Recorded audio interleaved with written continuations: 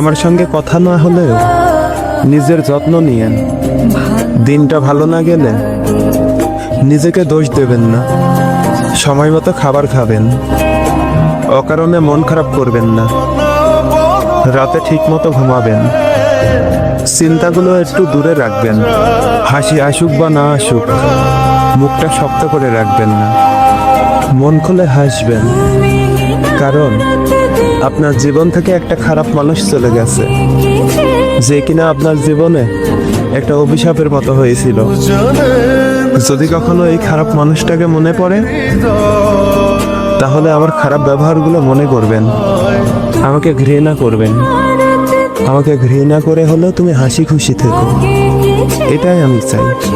আমি চাই তুমি যেন সব সময় ভালো থাকো, আর আমার মতো খারাপ মানুষকে মনে রাখার কোনো প্রয়োজন নাই।